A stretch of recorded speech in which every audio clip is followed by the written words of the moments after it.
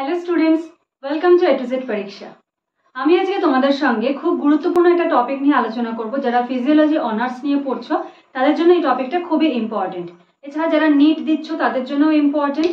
ঠিক আছে, তো আজকে আমরা sell biology structure of nucleus নিয়ে আলোচনা করব। জিনিসটা বোঝা হয়ে গেলে আমি এটার উপর একটা নোটসও তোমাদেরকে ডিসকাস করে দেবো। ঠিক আছে, তো চলো দেরি না করে আগে নিউক্লিয়াসটা সম্বন্ধে একটু জেনে নিই।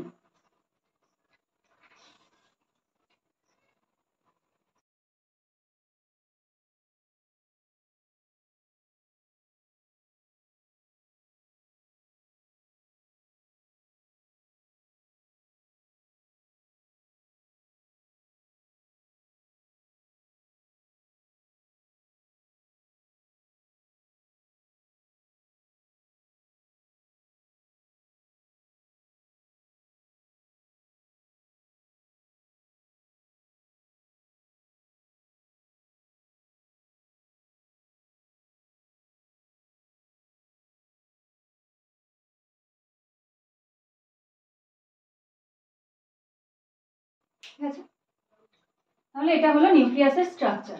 এবার আমরা যদি পয়েন্টিং করে নিই, ঠিক আছে, তাহলে নিউক্লিয়াসের কোন পার্টটাকে কি বলে সেটা দেখে নাও। এটা হলো নিউক্লিয় মেমব্রেন। এবার এই যে মেমব্রেনটা, এটাকে যদি আমরা দুটো ভাগে দেখি তাহলে এটা হলো আউটার লেয়ার আর এটাকে কি বলা হচ্ছে ইনার লেয়ার। ঠিক আছে, এই আউটার লেয়ার আর ইনার লেয়ার মাঝখানে যে জায়গাটা সেটাকে বলছে পেরি নিউক্লিয়ার সিস্টার্নি। ঠিক আছে, এটা গেল নিউক্লিয়ার মেমব্রেনের পার্ট। এবারে আসছি এই যে ভেতরের গ্রিন কালার, এগুলো হলো ক্রোমাটিন। ক্রোমাটিনে কি থাকে নিউক্লিয়াসের ভেতরে জালক আকারে? ডিএনএ। ঠিক আছে, ডিএনএ ফুল ফর্ম তো জানো নিশ্চয়ই, ডি অক্সিরাইবো নিউক্লিক অ্যাসিড। ঠিক আছে, আচ্ছা এই যে ব্লু কালার দিয়ে যেটা দেখানো হয়েছে সেটা হলো নিউক্লিওলাস। নিউক্লিওলাস, ঠিক আছে, তাহলে ক্রোমাটিন হলো, নিউক্লিয় মেমব্রেন হলো, নিউক্লিওলাস হলো। এবার এই যে অরেঞ্জ কালারের এটা হলো এন্ডোপ্লাজমিক রেটিকিউলাম। ঠিক আছে, এটাকে বলা হচ্ছে হলো এন্ডোপ্লাজমিক রেটিকিউলাম। এবার এন্ডোপ্লাজমিক রেটিকিউলামে এই যে দেখতে পাচ্ছ ডটেড গুলো, এগুলো হলো রাইবোজোম। ঠিক আছে, এই হলো নিউক্লিয়াসের স্ট্রাকচার। এবার আমাদেরকে কয়েকটা জিনিস নিউক্লিয়াস সম্বন্ধে জানতে হবে, যে নিউক্লিয়াসটা কি হয়, কোন স্টেইন নেয়? Basic Steyn.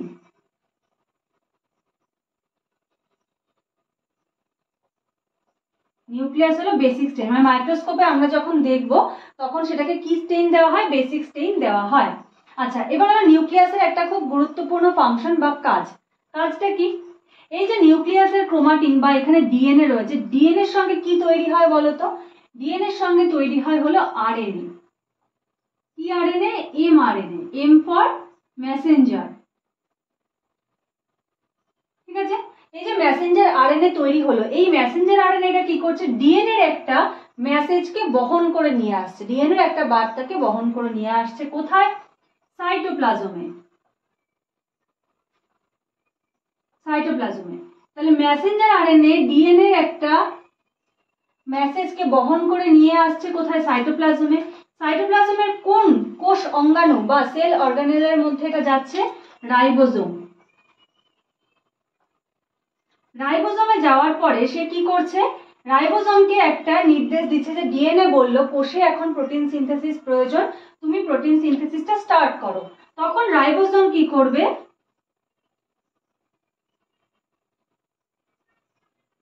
প্রোটিন সিনথেসিসটাকে স্টার্ট করবে। তাহলে এই যে সেলের মধ্যে যে প্রোটিন সিনথেসিস স্টার্ট হচ্ছে, এটাতে খুব গুরুত্বপূর্ণ ভূমিকাটা কে পালন করছে? এটা কিন্তু এই রাইবোজোম পালন করছে। কার নির্দেশ অনুযায়ী? ডিএনএ এর নির্দেশ অনুযায়ী। নির্দেশটা কে নিয়ে আসছে? এমআরএনএ। এমআরএনএ নিয়ে আসছে সাইটোপ্লাজমে। এই যে ক্রোমাটিন, এবার এই এমআরএনএটা, হ্যাঁ এখানে তৈরি হচ্ছে তো এমআরএনএ আর এখানে ডিএনএ। এই এমআরএনএটা সাইটোপ্লাজমে আসছে কিভাবে? এই গ্যাপের মধ্যে দিয়ে সাইটোপ্লাজমে আসছে। এই গ্যাপটাকে কি বলছে? নিউক্লিয় পোর। ঠিক আছে, তাহলে এই গেল হলো নিউক্লিয়াসের স্ট্রাকচার। আশা করি বুঝতে পেরেছো, কোনো অসুবিধা নেই। যদি কারো কোনো অসুবিধা থাকে আমাকে কমেন্ট সেকশনে জানাবে, আর যদি কোনো টপিকের উপরে মনে হয় আমি ক্লাস দিলে তোমাদের সুবিধা হবে সেটাও আমাকে জানাবে যে ম্যাম এই টপিকের উপর একটা ক্লাস দিন, সেটাও আমি তোমাদেরকে দিয়ে দেবো। এবার চলো তাহলে, যদি তোমাদের এক্সামে কোশ্চেন আসে স্ট্রাকচার অফ নিউক্লিয়াস, তখন তোমরা কিভাবে লিখবে সেটা একবার তোমাদেরকে বলে দিই। স্ট্রাকচারের নোটসটা আমি দিয়েছি যে এক্সামে যদি আসে তাহলে তোমরা কিভাবে তোমাদের অ্যান্সারটাকে রিপ্রেজেন্ট করবে। তো দেখো নিউক্লিয়াস কি বলেছে, nucleus is present in all eukaryotic cells, it controls all the cellular activities including reproduction of the cell. Most of the cells are uninucleated except few types of cells like skeletal muscle cell which are multinucleated. তাহলে skeletal muscle cellটা কি multinucleated হয়, আর এটা কি মানে সেলের যে সমস্ত কাজকর্ম যত কাজ সব কিছু কিন্তু নিউক্লিয়াস কন্ট্রোল করে। The nucleus consists of, দেখো nuclear membrane, nuclear membrane টা কি বলছে, the nuclear membrane is double layered porous structure having 40,000 to 70 nanometer wide space called perinuclear cisternae which is continuous with the lumen of endoplasmic reticulum. তো ছবিতে আমি দেখিয়েছিলাম যে perinuclear cisternae মেমব্রেনের সঙ্গে কিভাবে endoplasmic reticulumটা অ্যাটাচ রয়েছে। The outer layer of the nuclear membrane is continuous with endoplasmic reticulum. The exchange of materials between the nucleoplasm and cytoplasm occurs through the nuclear membrane. এবার হলো নিউক্লিওপ্লাজম। What is nucleoplasm? দেখো nucleoplasm or the nuclear matrix is a gel-like ground substance containing a large quantity of genetic material in the form of DNA. তাহলে নিউক্লিওপ্লাজমটাও আমি বলেছিলাম, হ্যাঁ, যেটার মধ্যে ক্রোমাটিনটা ভেসে থাকে আর কি, সেটাকে কি বলছে নিউক্লিয়ার ম্যাট্রিক্স বা নিউক্লিওপ্লাজম, বাংলায় এটাকে ধাত্র বলা হয়। When a cell is not dividing, the nucleoplasm appears as a dark staining thread-like material called nuclear chromatin. During cell division, the chromatin materials is converted into rod-shaped structure, the chromosome. ঠিক আছে, এবার এখানে chromosome সম্বন্ধে ডিটেলসটা দেওয়া হয়েছে, তোমরা যদি মনে করো এটা না দেবে তাহলে অসুবিধা নেই, কারণ এই ডিটেলসটা সেল ডিভিশনের সময় একটু বেশি দরকার। There are 46 chromosomes in all the dividing cells of the body except the gamete, sex cells, which contain only 23rd chromosomes haploid number.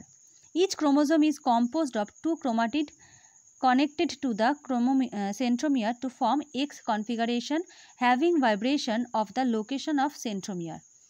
The chromosomes are composed of 3 components DNA, RNA and nuclear protein. The nuclear DNA carries the genetic information which is passed via RNA into cytoplasm for synthesis of protein of small similar composition. ঠিক আছে, এবারে আসছে nucleolus. হ্যাঁ, একদম নিউক্লিয়াসের মধ্যে গোল আকারে round shape যে স্ট্রাকচারটা সেটা হলো নিউক্লিওলাস। নিউক্লিওলাসটা কি দেখো, the nucleus may contain one or more rounded bodies called nucleoli. তাহলে নিউক্লিওলাসের আরেকটা নাম কি, nucleoli. The nucleoli are the site of synthesis of ribosomal RNA, যেটা আমি বলেছিলাম যে রাইবোজোমাল আরএনএ সিনথেসিস করে, যেটা প্রোটিন সিনথেসিসের জন্য একটা মেসেজ নিয়ে আসছে ডিএনএর কাছ থেকে। The nucleoli are more common in growing cells or in cells that actively synthesize proteins. ঠিক আছে, তাহলে এখানে দেখো এখানে ছবিটাও দিয়ে দেওয়া হয়েছে। তোমরা যখন এখানে পরীক্ষাতে লিখবে ছবিটা কিন্তু অবশ্যই দেবে, আর এরকম লাস্টে দেবে না, চেষ্টা করবে লেখার সাইডে বা মিডিলে দিয়ে দেওয়ার, একদম লাস্টে ছবিটা দেবে না। তো আশা করি বুঝতে পেরেছো। যদি কোনো অসুবিধা থাকে কমেন্ট সেকশনে অবশ্যই জানাবে। ভিডিও ভালো লাগলে লাইক করে দেবে, শেয়ার করে দেবে, আর যারা নতুন আছো অবশ্যই চ্যানেলটাকে সাবস্ক্রাইব করে নিও আরও নতুন নতুন ভিডিওর আপডেটস পাওয়ার জন্য। তো আজকের ভিডিওটা এই পর্যন্তই, নেক্সট ভিডিওতে আবার তোমাদের সঙ্গে কথা হচ্ছে, দেখা হচ্ছে। Thank you.